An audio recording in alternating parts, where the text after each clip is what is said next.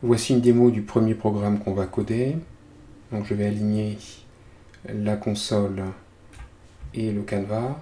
Si je clique sur le canevas, sur une carte, et bien dans la console, ici à droite, je lis l'indice de ligne et l'indice de colonne de la carte que j'ai cliqué. Donc les indices commencent à 0.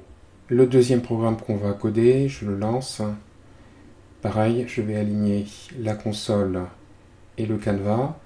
Lorsque je clique sur le canevas, le nom du langage va s'afficher, le nom de la carte sur laquelle j'ai cliqué. Par exemple ici, c'est C, et ici on ne le voit pas très bien, mais dans la console, il y a écrit C.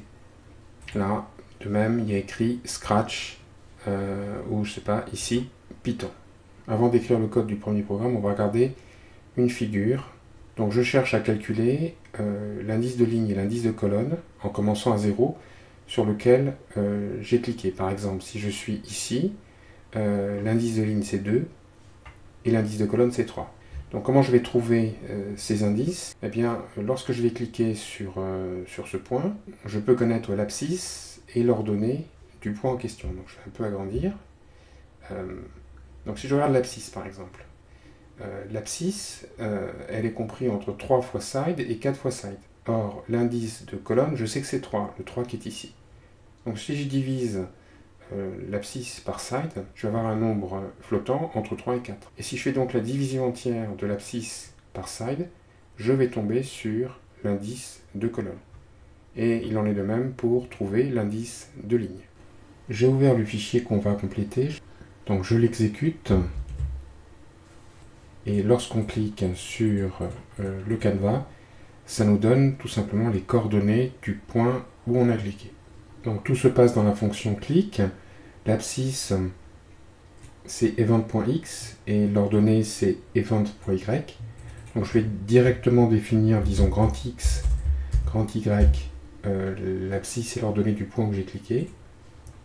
Donc l'abscisse, elle est ici, grand X. Et si je veux récupérer donc l'indice de colonne, je dois diviser grand X par side. Donc on y va. Col égale, j'ai dit grand X, je fais la division entière, divisé par side. Alors side, il est déclaré un petit peu plus haut, ici.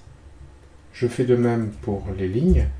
Donc ligne égale grand Y, division entière par side. Et puis il ne me reste plus qu'à afficher la ligne et la colonne. J'enregistre et j'exécute. On va tester. Donc si je clique, effectivement, les indices s'affichent comme il faut dans la console. J'ai ouvert le fichier qu'on va compléter, je vais l'exécuter. Donc j'appuie sur F5.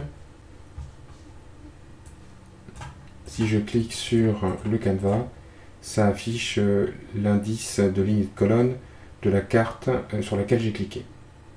Le code est basé sur le code de la vidéo 7, où on avait affiché une grille d'images, de logo, et puis ce qu'on a fait à l'instant sur l'identification ligne-colonne. Donc c'est ici qu'il faut compléter. Il suffit que je récupère dans plateau, grâce à la position ligne-colonne, le numéro du langage. Donc je vais écrire numéro égale plateau crochet ligne colonne. Voilà, donc je vais placer ligne ici et colonne. Il ne reste plus qu'à récupérer le langage. Donc le langage, je le trouve dans la liste langue et à l'indice numéro. Je vais donner un nom à ça, je vais l'appeler langue. Et il ne me reste plus qu'à afficher. Donc print langue. Donc avant d'exécuter, je vais supprimer peut-être cette ligne qui ne sert à rien. CTRL S et j'exécute. Donc si je clique, eh bien effectivement, je vois bien que les langages s'affichent comme il faut.